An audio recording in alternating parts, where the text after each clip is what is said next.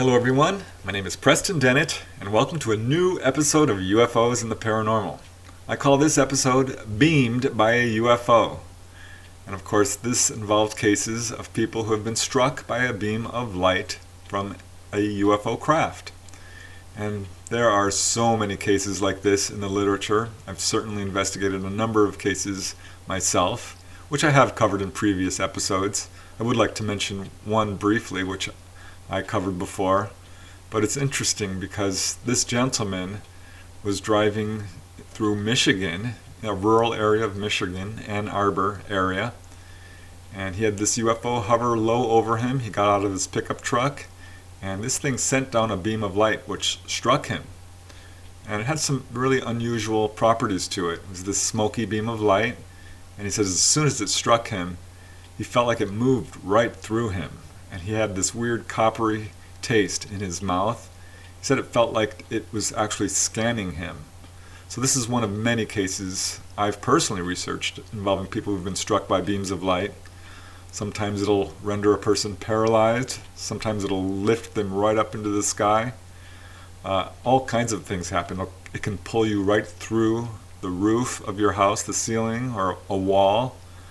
So really amazing properties. They can also heal. One case I do love involved a young boy from Florence, Kentucky. His name is Chuck Doyle. And he was in his backyard when a UFO appeared in his neighbor's backyard, hovering there. And it sent out a beam of light which actually struck Chuck. And as it was coming towards him, he turned to run. And this beam struck him, and he was instantly frozen to this spot, and actually a 45-degree position. And as soon as it struck him, he said it was like being hit with a bucket of ice water. And it was weird because all these strange pictures started flowing through his mind. He saw weird geometric equations, all kinds of strange shapes, colors. He saw weird landscapes and buildings. So there was communication going on as well. That's another factor that turns up in a number of these cases. And this beam retracted. He fell to the ground again because he was at a 45-degree angle, ran inside, and that's when he noticed that his head cold, his severe head cold, was gone. So yeah, these beams of light can do all kinds of amazing things.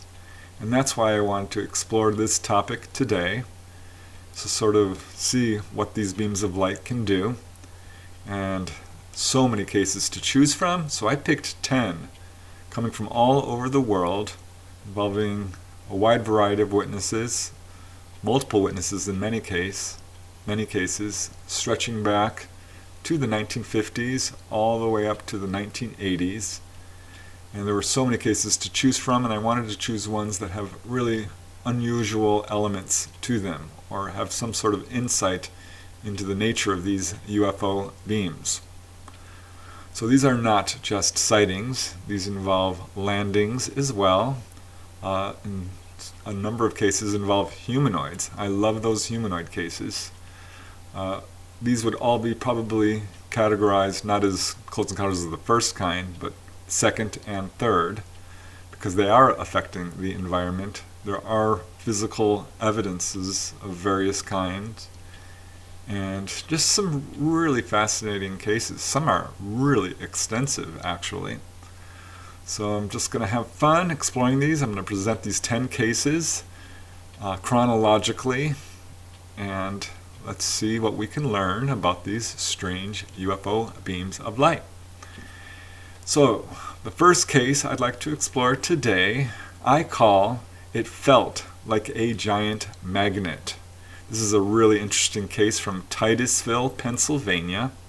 And I like this case because it involves a newspaper editor. So a professional gentleman and very intelligent. And I'm just going to quote him directly because he describes his amazing experience very vividly. This case took place on August 25th, 1952, again in Titusville, Pennsylvania. And the main witness is Frank S. Holowach. He is, as I said, a newspaper editor. And I, again, am just going to quote him directly. This is Frank talking. And I quote, I joined the fraternity early yesterday morning of those who have seen strange lights in the sky. I'm not definitely sure what I saw, but I am not up to joking about the matter yet, because at the end of the observation period, I was a jittery fellow. I felt as though I was brushing the supernatural. There may be an explanation for what I saw. There's also probably an explanation for the way I felt, but I know this: I don't want to go through the experience again. You can laugh if you want, and I'd like to join you, but I felt as though an invisible magnetic force rocked my car and tried to pull me out of it. That's a pretty tall order for anyone to swallow, but let's just go through this thing once over, lightly, for the record. I'm not asking anyone to believe anything. I almost don't believe it myself. To begin with, it happened at 4:30 yesterday morning. At that time, I was on Route 408, 5 miles southeast of Cambridge Springs, Pennsylvania, in Rockdale Township. I saw a light turn on in the sky low over the horizon to my left. It was a bright, hard light, but not much bigger than a star. In fact, it looked just like a star and twinkled or turned. Before I was sure I had seen anything, the light went out. Then, seconds later, it reappeared almost directly ahead at the far east extreme of the horizon. I stopped my car and turned out the lights. Nothing happened. Probably a shooting star, I thought, so I started up and went around the next curve. The light reappeared, riding low in the sky. This is what you've been wanting to see, one of those reported lights at night. Let's try to find an explanation for this. Embarking upon the matter in somewhat the manner of a scientist, which I'm not, I began taking notes of just what was going on and also set down possible explanations. It was a cold night and clear where I was, although foggy in the lowlands. I was enjoying myself and glad I had finally seen something. I got out of the car and stood in the roadway while my eyes got adjusted somewhat to the night. The light flickered on and off like a firefly. Could it be a firefly? No, I doubt that. It is a white light. It covers too much space. It doesn't go away. There's only one light, and it seems to cover a regular route. The light skated around the horizon. I was on rather an elevation, looking to the northeast across a low valley. The light appeared to be just above the next ridge, Brown Hill, north of Little Cooley. The light flickered like a car headlight going past trees, then it went out. Then it reappeared further north and then south again, always just above the horizon, but sometimes going up a little and then coming down a little at a slant. Now, imagination is a powerful thing. As I look back, I don't think one stray thought entered my head about anything eerie or supernatural. I was just matter-of-factly doing a reporting job, or I thought I was. I looked to see how the eastern sky is getting brighter, and I feel the car vibrate. Shivering, because your feet are cold, huh? The car moved again. This time I was watching myself, and I don't think I moved to make the car shift like that. I look at the valley light. It seems to be increased in intensity and beamed right at me. For some reason, my skin begins to crawl. I told you, imagination is a powerful thing. The car vibrates and I vibrate. Cut this out, you're thinking things. Nothing's going to hurt you.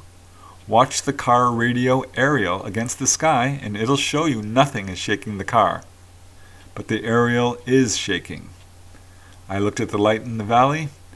It stared at me, and it seemed some force was pulling me through the open window. It felt like a giant magnet was drawing my flesh. Well, I'll be frank with you. My imagination went to work right then. My hair seemed to stand on end. Somehow, I felt as if I was going to disintegrate, disappear. Doesn't that light want anyone to watch it? Right then, I switched on the car key, started up, and went away as if something was chasing me. The white light came out and moved ahead of me. The sky in the east was crimson-edged at the horizon.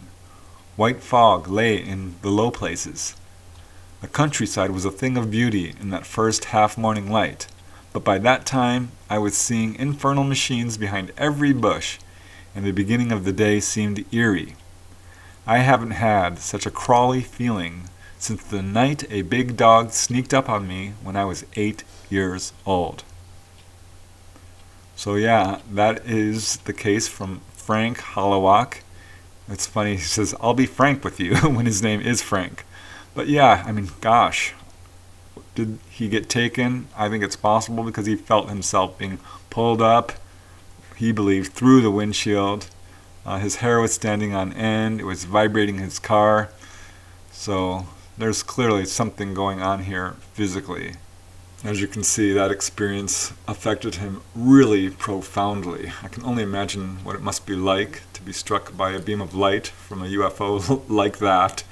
But we'll find out, because there are a lot of cases. And I call this next case, which is so interesting, "Don't Try to Capture the Alien." This is a really interesting case involving a lady from France who came upon a landed UFO, and she ran outside of her car right towards this landed UFO and the little ETs outside of it, and did something I don't know if I would do. It's hard to say how anyone would react if they come upon a landed UFO and occupants, but I think you'll find this case particularly fascinating. This case occurred in February of 1956, and the location is Choisy-le-Roi in France. And the main witness is Mademoiselle Ray, who at the time was 41 years old. And on that evening in February, it was around 9:30 p.m., and Mademoiselle Ray was driving alone on Road 186, where it intersects with Road 7. She was driving from Choisy-le-Roi to the town of Framingham. This is south of Paris, and she was crossing over the bridge that goes over Road 7 when she heard a loud hissing noise and saw a bright, shiny, lighted object on the road. So she pulled over to get a closer look, and I'll just quote Mademoiselle Ray directly, as she says, "Then I noticed a person about 1 meter 30 centimeters high, that's 4 feet, moving about near it. And there came into my mind the thought of flying saucers, of which there was occasional talk in the newspapers. And I got the sudden idea that maybe if I could grab an occupant and take him to the newspapers, what a fine thing that would be for me. Small and thin as the little chap appeared, he would not be very hard to carry." So Mademoiselle Ray got out of her car, she opened the trunk to deposit the little guy in, and approached the, quote, machine. She said the shape of this ship was like a flattened pumpkin, and there were luminous portholes going all around it, and she now saw that there was 8 little figures, who mostly appeared to be focusing on the ground around the craft. But looking through the portholes, she saw 2 other guys inside. All of these figures wore gray-blue, tight-fitting one-piece suits. She described them as having very large heads, large black eyes, 2 little nostril holes, and a slit for a mouth, so pretty much typical grays. And as she's walking towards them, all these beings turn and look right at her. And as she says in her own words, "When they saw that I, with no signs of fear, was approaching them, they were off as quick as rabbits into an opening in the base of the craft. The last one of them, the one I was aiming to grab, turned around and fixed his big black eyes on me intensely, as if wanting to say something. But just as I thought I was about to get him, a beam of light shot out from one of the windows on the upper part of the machine and engulfed me and paralyzed me on the spot. I couldn't move any part of me except my eyes, and it was only then, for the first time, that I really began to get scared." So now Mademoiselle Ray is frozen to the spot. All these little ETs return into the craft. The beam retracted, at which point she could move, and she ran to her car, got inside, and she became frozen again. She's not sure if this was an effect from the craft or the ETs or just from fear, but she couldn't move. And as she says, I went on waiting for a while, 10 minutes or so, and I was desperately anxious to be gone, but I couldn't operate the gears and was totally unable to leave. So she watched as this craft made a loud hissing noise and rose up to treetop level, paused. It then turned orange as it started to move and turned red as its speed increased, and it moved off into the distance. Now the witness has no reason to believe she was taken on board or had missing time, but she does admit she was profoundly changed by the encounter, both mentally, emotionally, and psychically. In fact, as she says, and I quote, I found I was no longer quite the same as I had been. I was now more assured, even more intelligent. Every time that I came to a crossroads when driving my car, I now knew what was going to come from other directions. Sometimes I would say to my husband, look out, there's a big truck, or a fast car is coming. And that was before anything was to be seen, and I was right every time. Sometimes, had we not slowed down, we would have been in an accident. At the same moment when danger looms, I get a little tickling feeling in the tips of my fingers. I also have premonitory dreams with exact scenes and places. So this is an effect we see quite a bit. People are profoundly psychically awakened. I'm not sure if that's from the beam of light or what exactly is going on here, but it's a really interesting effect, to say the least. Now, this case was investigated by Claude Raffi, who notes that this case is, in fact, very similar to another case which occurred around the same time and the same place, involving another witness by the name of Granny J.Z. And she saw a craft, as you can see, that looks very much like what Mademoiselle Ray describes. And what's interesting about that is the craft that the J.Z. saw was also seen by many witnesses at Orly Airport and tracked on radar for several hours, in fact. So there's more independent corroboration of this event. Really amazing case. So that might make you think twice about running up to a landed UFO and trying to grab one of the ETs. But apparently this is not unique, because this next case is pretty much the same sort of thing. And I call this one Shot by an Alien Laser Beam. So this is a really interesting case to me because, again, it involves a landed UFO, and the witness was a former Air Force officer, Army officer, and he was quite brave, and when he came upon this landed UFO and occupants, he did not turn and run, he ran towards it. And as you see, when people react this way, it can open you to the possibility of being struck by a beam of light from these ETs, and certainly that's what happened here. This case occurred in April 1960, and the location again is Puy-de-Dôme, France. And the main witness is an Air Force officer by the name of Germain Tichet. Joel Maynard, who investigated the case, describes Germain as, quote, a solid, fearless type of man. His frankness and honesty are self-evident. He is quite clearly not the sort of man who would concoct a story, and his desire is to describe what he saw precisely as he saw it, simply and directly. He has never sought publicity over it. And in fact, German actually kept his secret for years, and after his Air Force service, he became a baker in the Puy-de-Dôme area of France, and it was in the wee hours of the morning in April 1960, at around 2 a.m., that he heard a strange noise he described as kind of a rumbling noise coming from outside, and at the same time he saw multicolored lights coming in through the window. So this is not far from the Puy-de-Dôme church, and running outside he saw an enormous object landed on the ground. And although the terrain was on a slope, the craft itself was level, and it was sitting on this sort of weird accordion-looking device. And according to Germain, a strong wind was swirling around the craft. He had the impression that the top half of the craft was spinning. And as he's examining it, he sees that there's a ladder extended down to the ground, and out came this very short humanoid figure. And according to Germain, this figure was wearing tight-fitting clothes, sort of a gray-green jacket, and a helmet which actually had a chin strap to it. That's quite unusual. It wore a belt and had 4 small little boxes attached to his belt.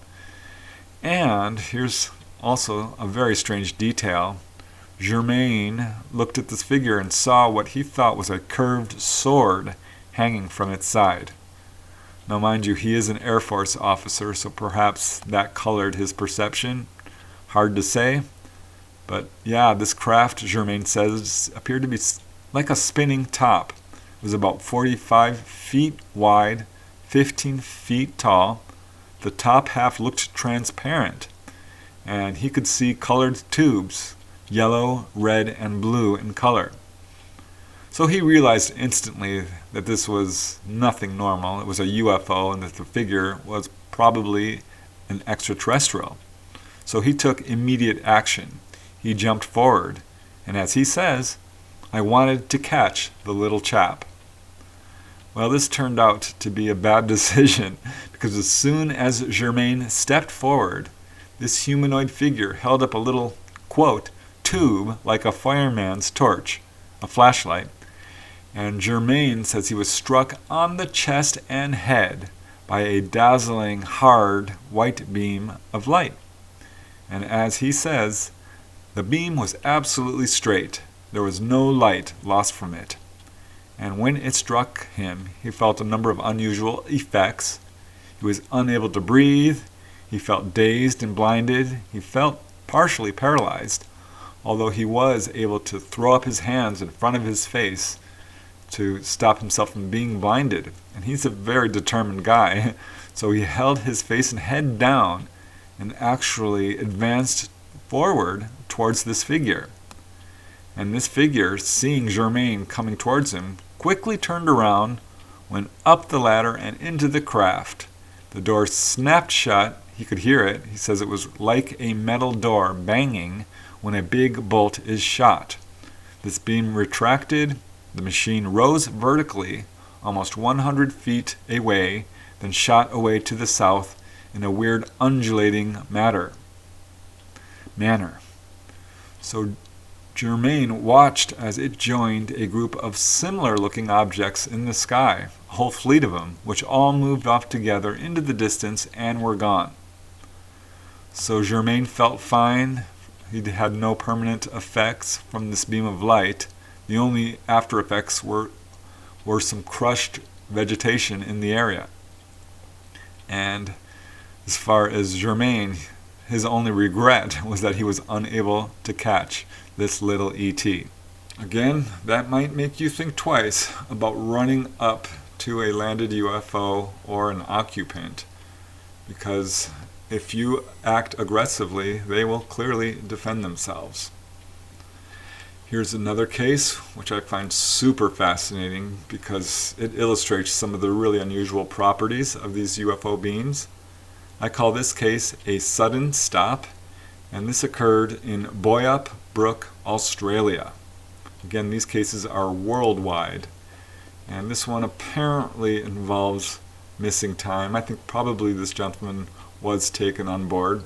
Hard to say, but it was reported to the police. It was very well investigated, and again, I think is worth looking into because of these unusual things that happened when this gentleman was struck by a beam of light. This next case took place on October 30th, 1967, again in Boyup Brook, Australia. And this case was thoroughly investigated by UFO researcher Peter Norris, and the main witness is Alexander Roy Spargo. He was 37 years old when this occurred. It was 9:20 in the evening, and Alexander was driving from the town of Kojonup to Boyup Brook along the Kojonup-Mayanup Road. And he was about 10 miles outside of Mayanup, as you can see here, when his car engine suddenly conked out. The motor stopped, the headlights went out. Now, here's where it gets interesting. He had been traveling at 65 miles per hour, but without any sensation whatsoever of slowing down, he realized his car was suddenly stopped, just like that. As Alexander says in his own words, if you suddenly stop a car that's going over 60, it's like getting shot out of a slingshot. But I found I wasn't moving, yet had no sense of having stopped. All I knew was that I was the focus of a brilliant beam of light. So yeah, this beam of light was shining on him, and looking up, he saw a large oval-shaped craft.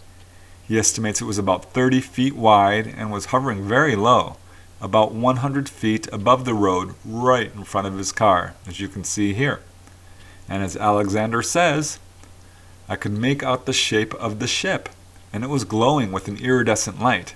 I'd say the color of bluish lightning best describes it. The tube came out of the bottom of the ship at an angle of about 45 degrees. I seemed to be surrounded by it.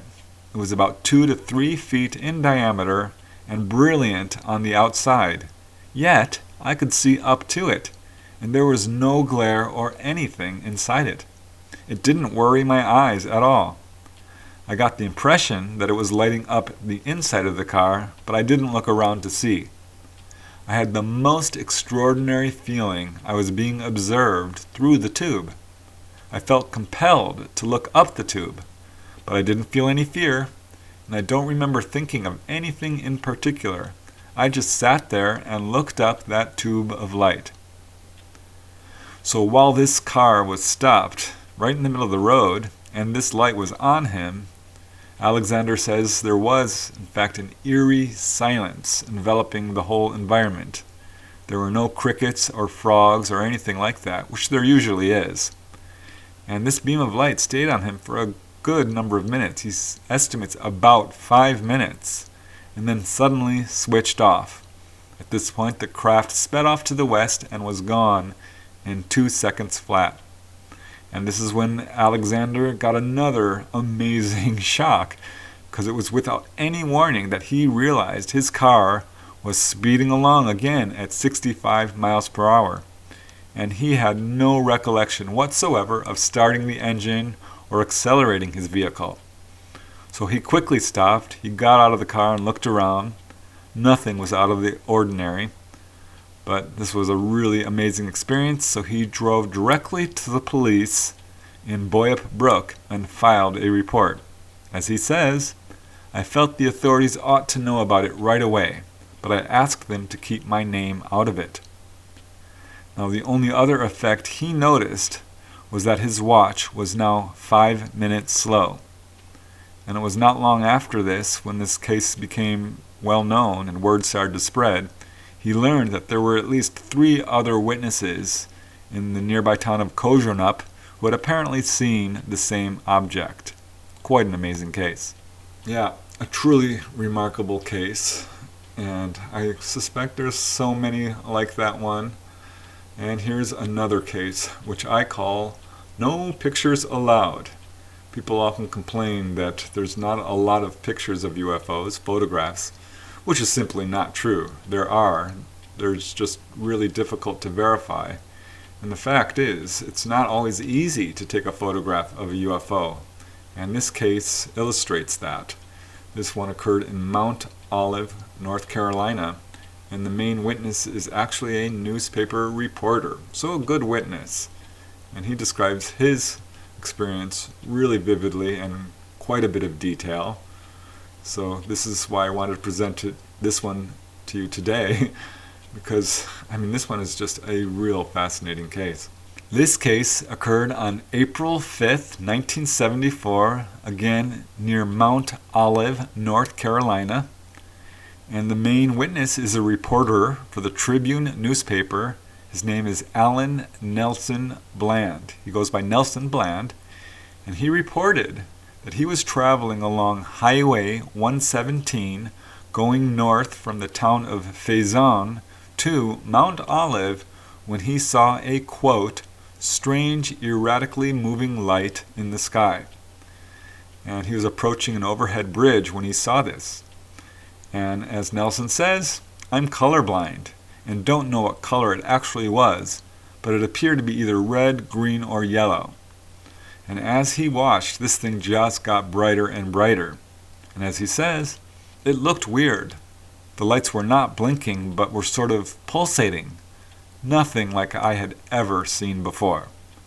So realizing that this was quite unusual, he parked his car, he left the motor running, and he got his camera, which has a telephoto lens, ready. And through the lens, he could see that there were actually 3 lights, one bright one and 2 smaller ones.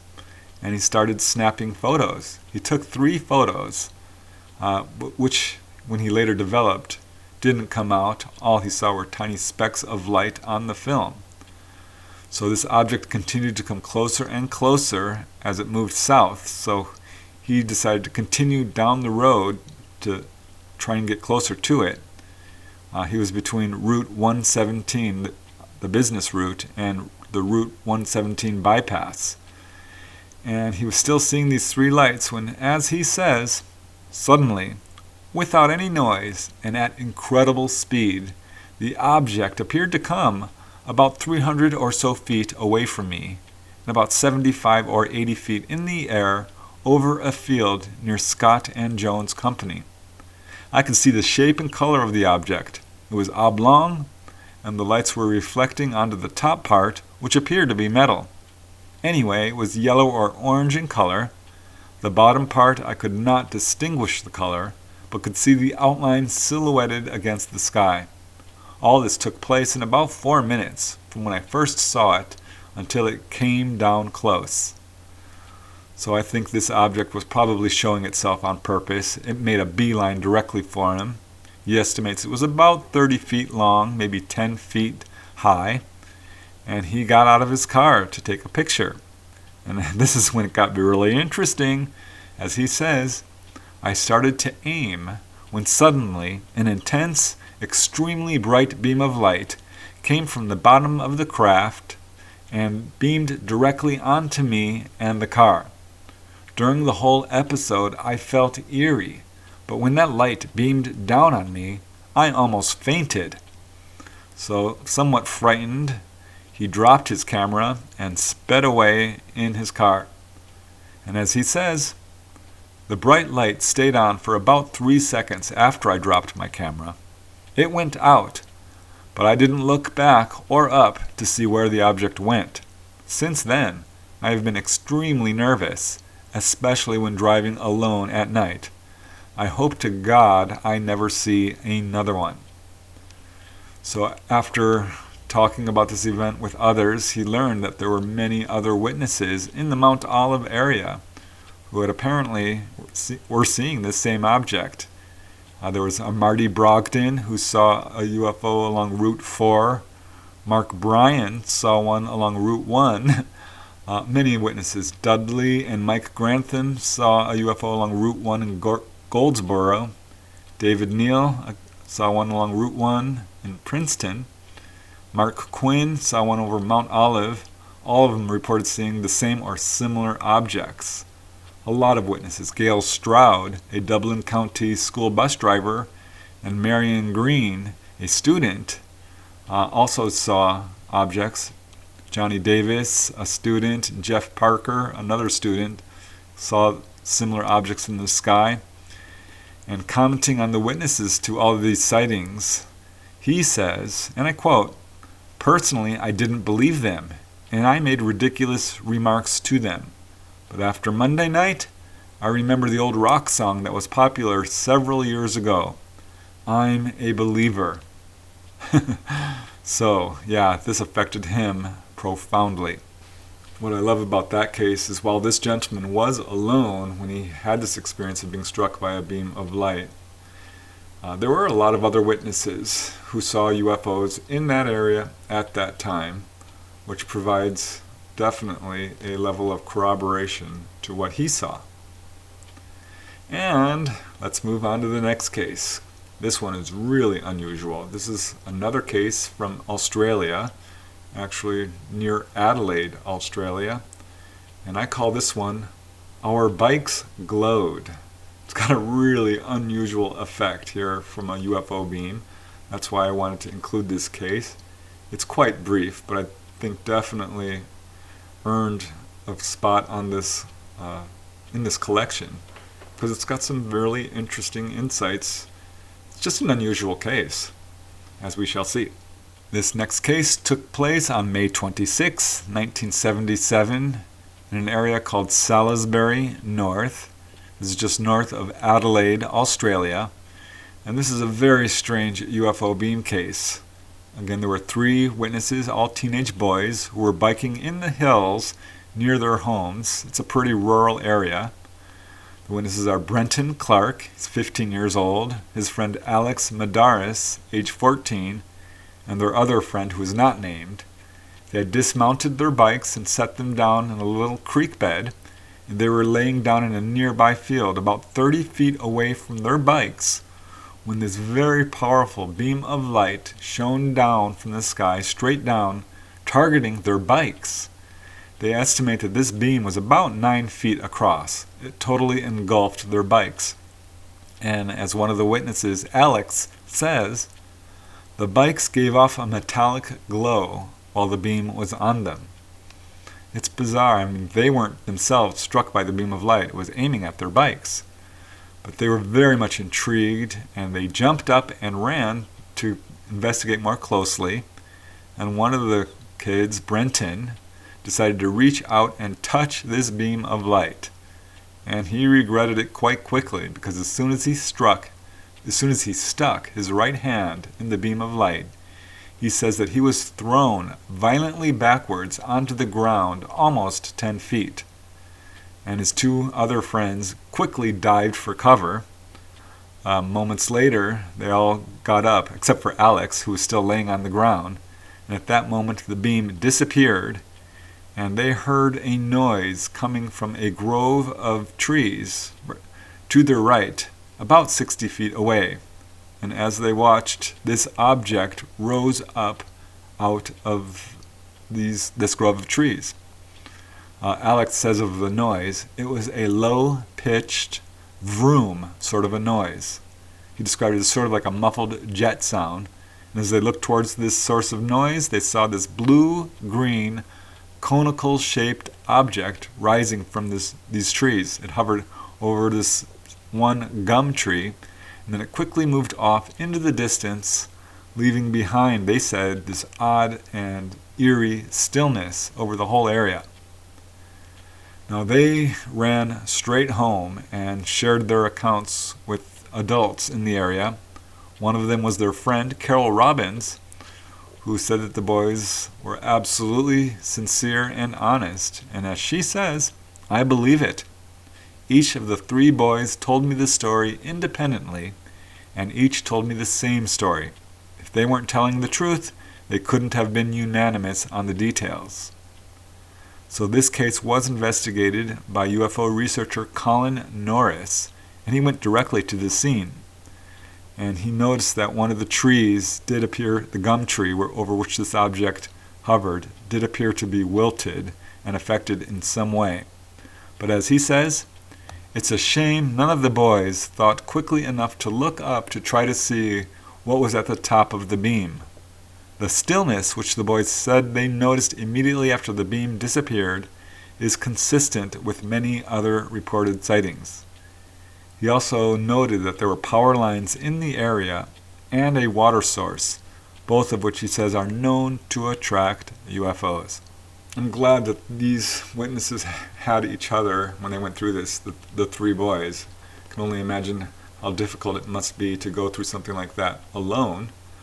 And this case was really interesting because it was thoroughly investigated. And there's so many more.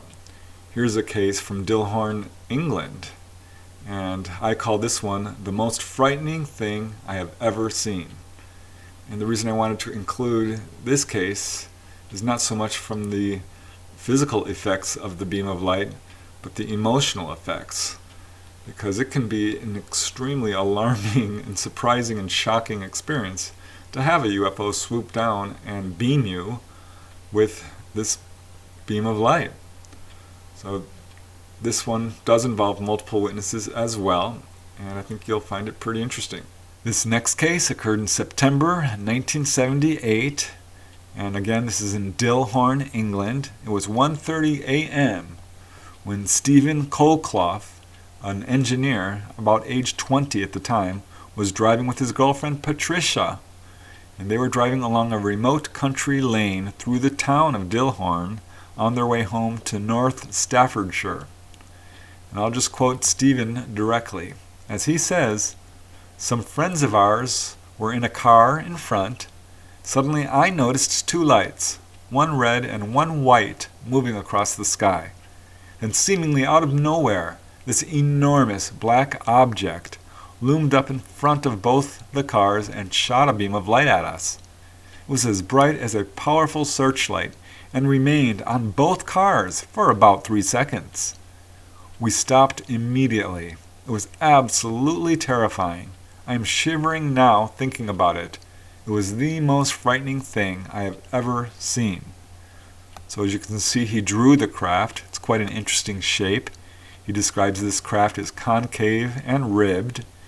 He says it moved in complete silence. He had never had any prior interest in UFOs, so this really left him quite shocked. In fact, after he and his girlfriend Patricia and their two friends, Stephen Eyre and Susan Hartley, composed themselves, they searched the sky for this object, and sure enough, there it was, but it was now quite high in the sky. All they could see were two lights. So this really affected particularly Stephen very profoundly.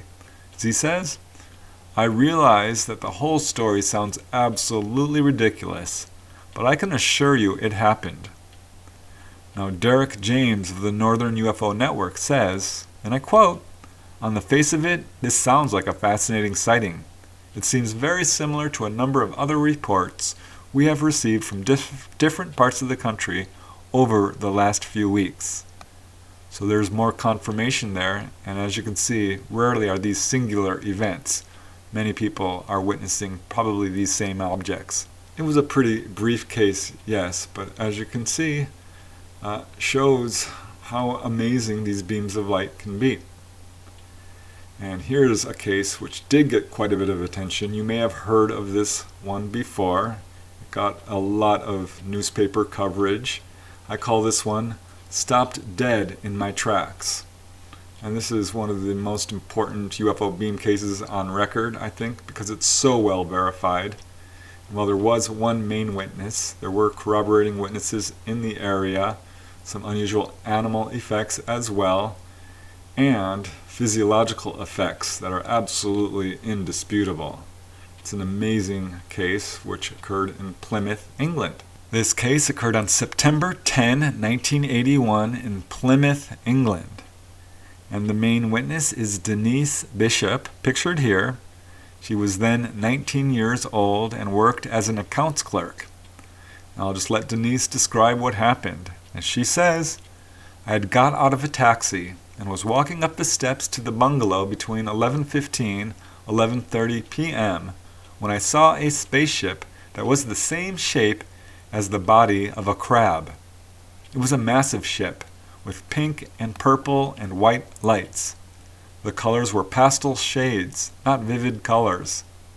The shell of the ship was metallic gray, was just hanging there, a massive ship with a rounded top. It didn't make a whisper of a sound, it just hovered silently in the moonlit sky. The object was unlit, but coming from underneath it and shining down on the rooftops beneath it were 6 or 7 shafts of light." So these shafts of light, as she says, were different pastel colors, pink, purple, and white. The craft was quite large. She estimates it was about 125 feet long, was very close, and she was absolutely mesmerized, almost hypnotized by just the sheer beauty of this craft.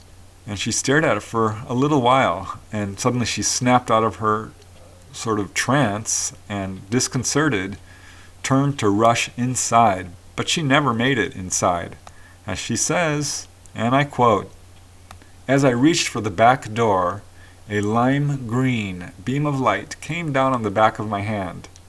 It zapped my hand on the doorknob. I was absolutely helpless. I couldn't move a muscle. I was more amazed than anything. I was stopped dead in my tracks. The beam stayed on my hand for at least 30 seconds, in which time I could only stand and watch the UFO. I was very frightened. Although the UFO was a fantastic sight to see, it was huge and silent. In fact, the whole area seemed very quiet.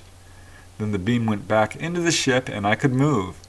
It was as if someone had stopped the film and then started it again.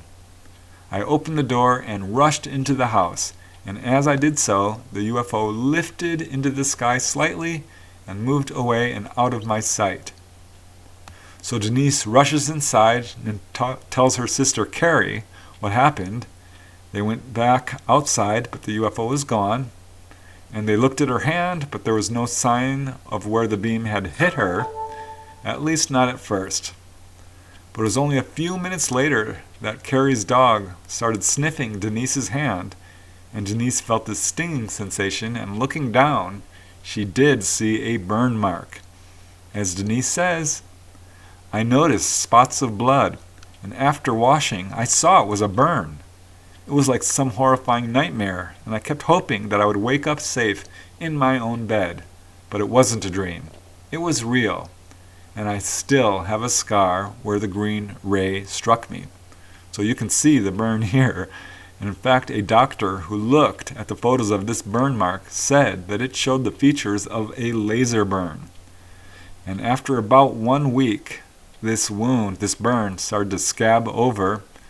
2 weeks later, the scab fell off, leaving a pale red mark, which remained on Denise's hand. And investigators, of course, converged to interview her. They canvassed the neighborhood and found other witnesses. There was another lady by the name of Elsie who claimed to have seen a UFO on the same night in the same area. The only real difference is that Elsie said the object was emitting only 3 beams of light when she saw it. But she drew it, as you can see here, and it's very similar to Denise's drawing of the object she saw. Now, prior to this incident, Denise had never thought much about UFOs, but she certainly does now. As she says, "Now, I wish I had paid more attention at the time and that I wasn't so shocked. I'm very curious about it, because it is the sort of thing you hear and you don't really believe. Now, I feel sorry for all those people who have been saying similar things and not been taken seriously." She doesn't feel that this was necessarily a negative experience, and in some ways is actually glad to have had this encounter, although it was frightening at one point. But as she says, and I quote, "This sort of thing was never interesting enough to me to even think about. I suppose I believe it was just one of those things. But now I have joined the converted. But the problem is converting everyone else. It is so strange that you think twice about speaking about it. If it hadn't been for the burn, I wouldn't have said anything. Now I believe in UFOs. But the encounters people have are so strange that it makes you think twice about talking about it. You don't want people to think you're insane." So Plymouth-based UFO researcher Bob Boyd investigated her case, and after questioning Denise's neighbors, he did find 2 witnesses who said that at the time of this sighting, their pets were acting quite strangely. He is absolutely convinced of the authenticity of Denise's case, and as he says, "I cannot stress how unusual this is. In virtually every other UFO sighting, there is never any physical evidence left after the event. We can only accept on face value what Denise says, and there doesn't seem to be any reason to disbelieve her. The burn mark adds credence to the fact that it wasn't a figment of the imagination." So I'm not sure where Denise Bishop is now, but this is definitely something that really affected her profoundly for the rest of her life. She said it totally convinced her that UFOs are real. Obviously, if it leaves you with a burn mark on your hand, that is going to affect you in a number of different ways. It's a really remarkable case. But this next case, wow, what a doozy. I call this one, You Shall Not Pass. And I initially thought that this was just a singular event, but it turned out to be a much larger conglomeration of UFO events over this little town in Starks, Maine. I mean, it's a tiny little town of about 400 people, and it put this town on the map.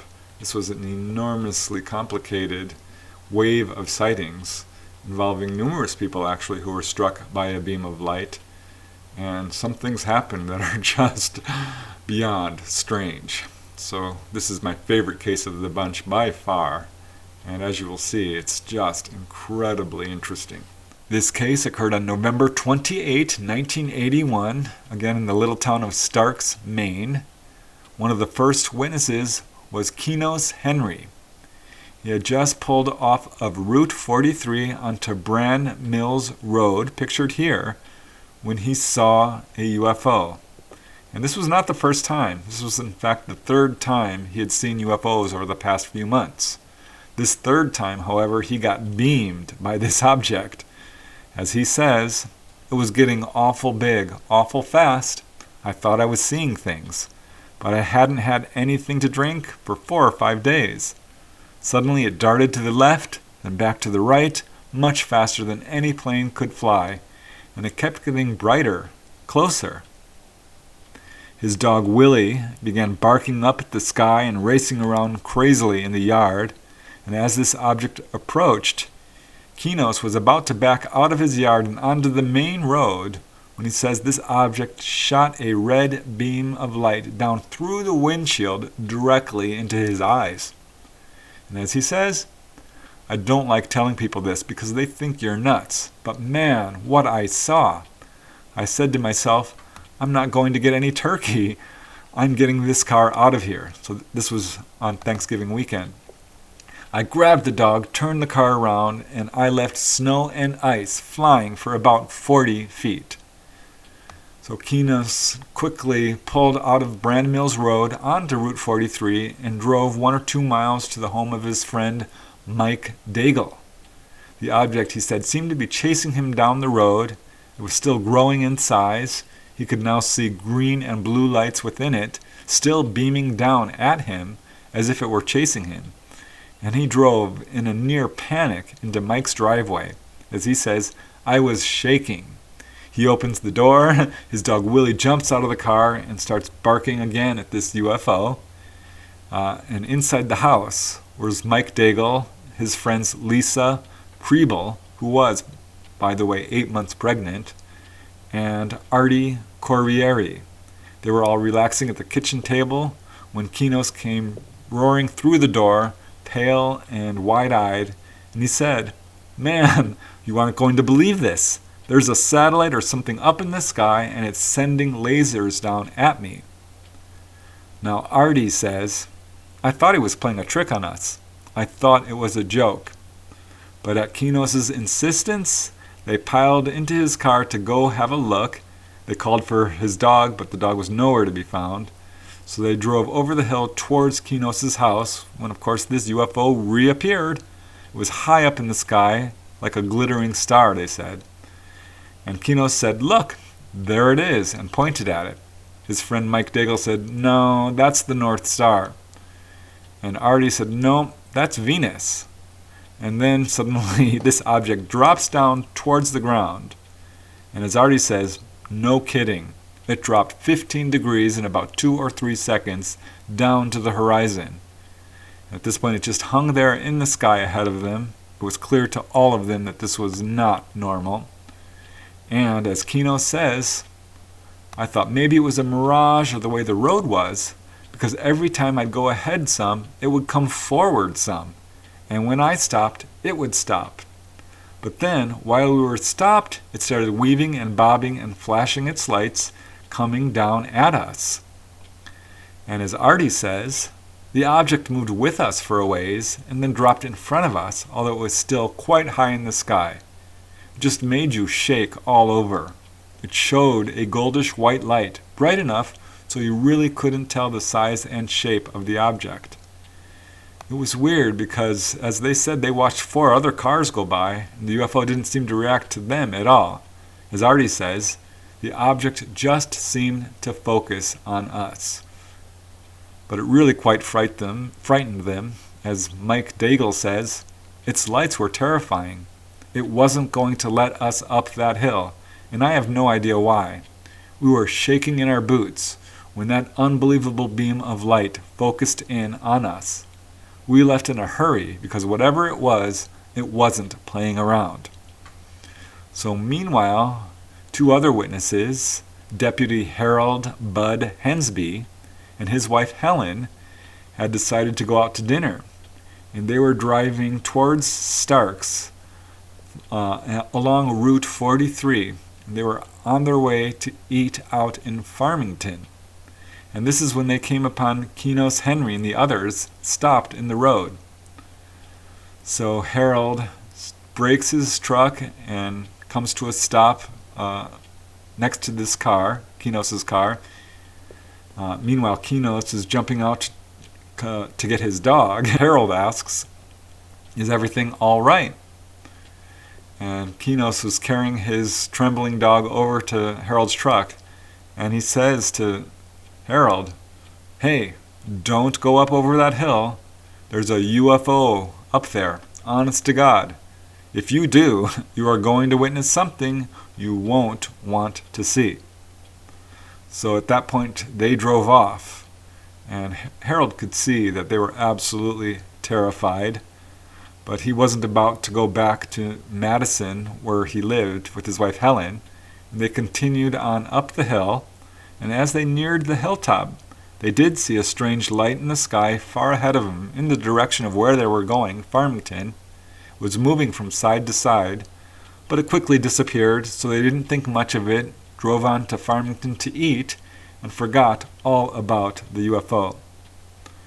Meanwhile, on the other side of town, on top of a hill on Route 43, Skip Mayhew answered a knock on his door, and of course it was Kinos and his friends Lisa, Mike, and Artie.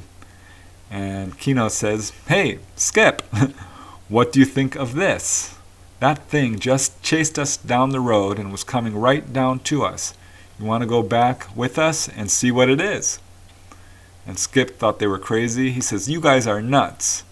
And Kinos said, "Hey, it's right out there." And they went out the door, and he pointed out the light to Skip. It was pretty high in the sky at this point, pretty far away, and looked very much like a star. So Skip went into the house, grabbed his high-powered rifle, and peered through the scope. And focusing on the light, he just made out its shape when it disappeared. So meanwhile, Harold and Helen enjoyed their dinner at the Fiddlehead restaurant, and around 7 p.m. they left for home, and they were just outside the town of Starks when Helen grabs Harold's arm and said, "Look, there it is." So he stopped the truck as this weird light rose before them, hovering right above the hilltop over the road, casting a brilliant light on the whole hill. So he drove up the hill, shielding his eye against the light, and suddenly this object moved towards him. He stopped, watched this object sink slowly down behind the trees to the left of the road, and he started up the hill, for this would be the 3rd time, and the light sprang up and shone right through the windshield, totally blinding him. And I'll just let Harold describe this. As he says, "We started to go forward, and it came towards us. It lit up the whole hill, all of the woods, everything. The light was so bright I couldn't make out the object itself. We stopped, and then it moved over to the left, dropped out of sight behind some trees. I started up the hill again, and within the flash of an eye, it was in front of us again. Now it was on top of the hill, about 200 yards away." So Helen turns to him and says, "Whatever that is, it's not going to let you over the hill." Harold shifted the truck into reverse and started backing down. This was a narrow road, so he had to back down the entire hill.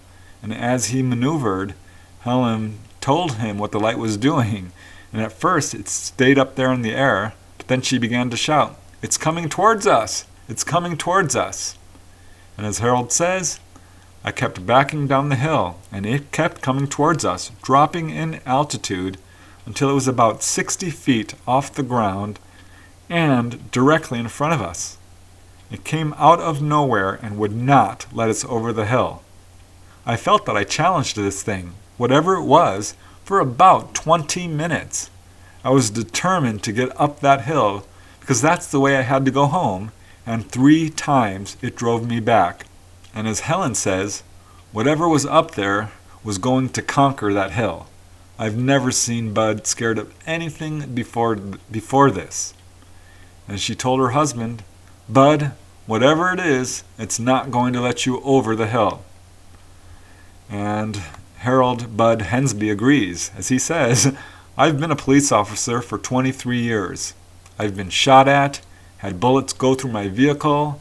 I've been trapped in a well during a house fire, but it's not the same. You don't know what this is. It's going to and fro, up and down, floating in the air. You don't know if this thing's going to come through your windshield like a bolt of lightning." The UFO hovered over the hill and lit up the whole area, as Helen says, and we just sat there and watched it. I didn't see any object, just a bright light. It was probably about a utility pole high. It was just stationary in space. It advanced towards us, then stopped. I then backed up about 30 to 40 yards and stopped. Again, Harold tried 3 times to pass. And as he says, the second I started to go ahead, the object moved towards us again, shining the light right in my windshield. It was so bright I couldn't see in front of me. The beam came through the windshield so bright we could hardly see. 3 times we tried to go over that hill, and every time it wouldn't let us by. As Helen says, we had the feeling that it didn't want us to go up there. So after 20 minutes of trying, they just turned around and went home along the longer route, 148. At one point they did roll down their window to see if they could hear anything, but it was totally silent. They were quite frightened, so they took the longer route home. And as Harold says, believe me, we were happy to get out of there. Now, they were initially very reluctant to tell anybody what happened, but finally decided to call the local newspaper, the Waterville Sentinel. And as Helen says, we never said we saw a UFO. We just saw a light, a floating light. They were expecting a tiny little paragraph of a story, but instead it was a longer story. This came out in the Monday morning's issue of the Sentinel, and this quickly went viral. Calls began pouring into the Hensby's home and to the sheriff's department. Friends were calling, curious acquaintances, reporters. In fact, a Boston radio talk show called them live after midnight. Researchers showed up from Florida saying that they wanted to hypnotize the couple. Others throughout the town called and said that they had seen the UFO. UFO groups began to converge, wanting to hold UFO stakeouts. So it just became a total madhouse. And this is when they learned that many people throughout the town had seen this. One of the witnesses was a 10-year-old boy who actually drew a picture of the object. As the boy's father says, "Our son was telling us about the sighting Monday morning before anyone had seen the paper or listened to a radio. We didn't really pay attention to him until we saw it in the paper." So the Hensbys had so many calls, gave so many interviews that at one point they just refused to speak about it. And as Harold says, they can get the names and names and names of people in the area who've seen it. They learned that so many people in the town had seen it, so they didn't want to talk anymore for fear of being disbelieved or ridiculed. Most of the people refused to grant interviews. Researchers did contact local Air Force bases, including Loring in Maine, Plattsburgh in New York, and Pease in New Hampshire, all of who denied doing anything in that area or having any information whatsoever about this sighting. But it wasn't over yet. In fact, this story was about to take a tragic turn, because as it turned out, at about 11:30 p.m. on the night of these sightings, 24-year-old Kimberly Landry was killed in Mercer. This is about 5 miles southeast of Starks. She was driving along Route 2, which runs roughly parallel to Route 43, where all these other sightings were, and very close to it. She was driving alone west from Skowhegan to her home in New Sharon, when, according to the state police, she failed to negotiate a curve in the road, and her car went airborne and into the woods. It wasn't found until the next morning, when a driver spotted her wrecked car crushed up against a clump of trees. Now, friends of Kimberly said that she was not a fast driver, but state police estimated her speed at about 91 miles per hour at the time of impact. So that was strange. Also strange was she was not unfamiliar with this road.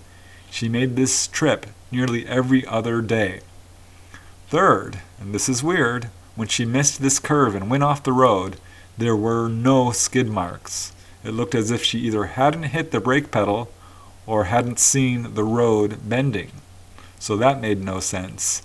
But the really weird part is when investigators investigated the whole scene, they learned that she was driving at night with dark sunglasses on.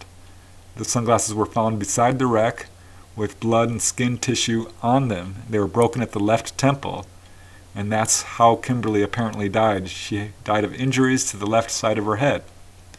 And as one of the sheriffs who investigated the scene says, there was just no reason for her to be wearing those glasses unless there was a bright light.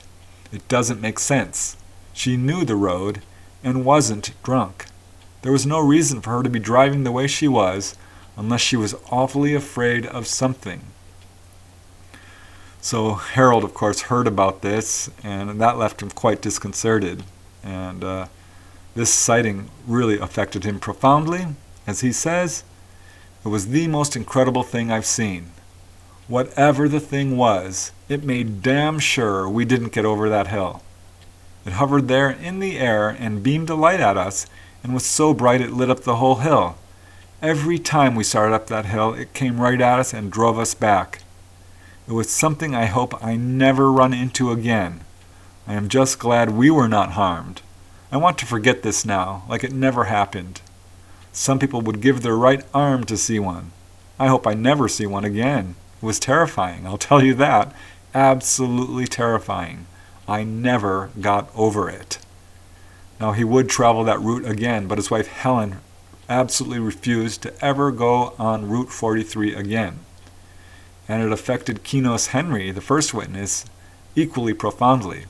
As he says, I live alone with my dog in a house on the Brands Mill Road. But since Saturday, I have been living here with my friends. I go back to my place in the daytime, but not at night. The thing just doesn't want to leave me alone, and has my dog scared to death. One night, it came right over my house so close that I felt like I could almost reach out and touch it. It was big and looked like two half spheres with bright lights that seemed to stretch up and down. I know people are going to say I'm nuts, but I'm not crazy and I wasn't drunk. I know that thing was there. So he eventually left the area. He moved. So this is how profoundly a sighting like this can affect people. And yeah, what an amazing series of events. Wow, what a case. So many witnesses. Absolutely indisputable. National press coverage. People coming from all over the country to investigate, including very well known UFO researchers like Bob Gribble and Ray Fowler and others.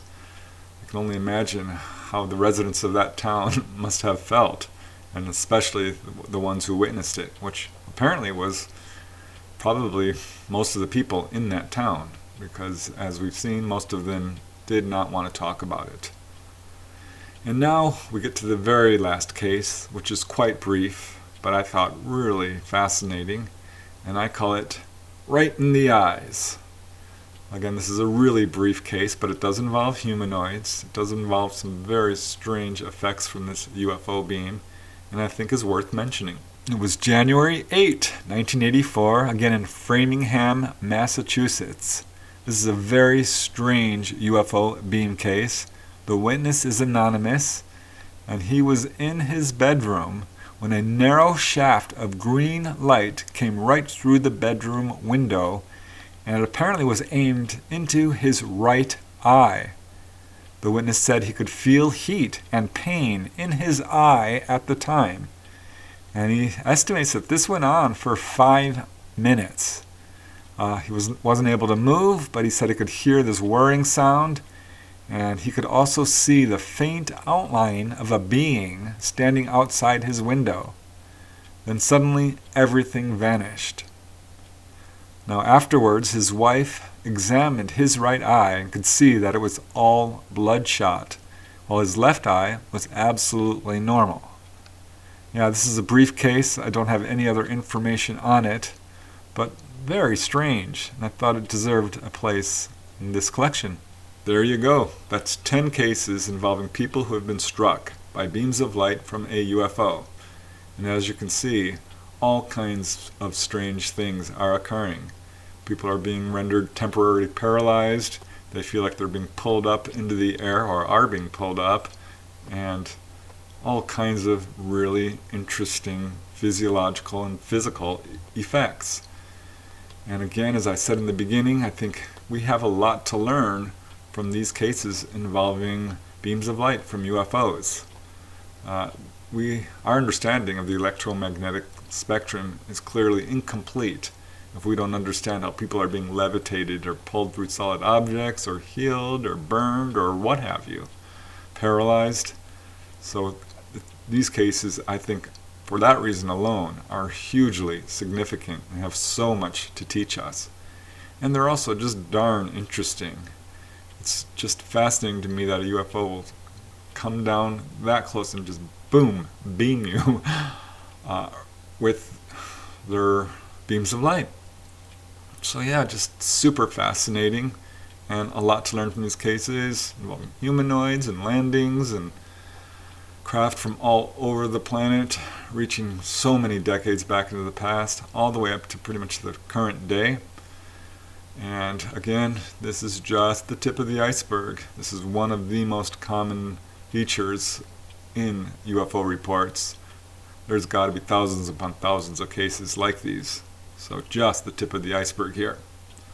But that's it for today. I hope you've learned something. I hope you found it interesting. I really want to thank you for watching. It's much appreciated. Until next time, keep looking for answers. Keep searching for the truth. And most important of all, keep having fun. Till next time, signing off.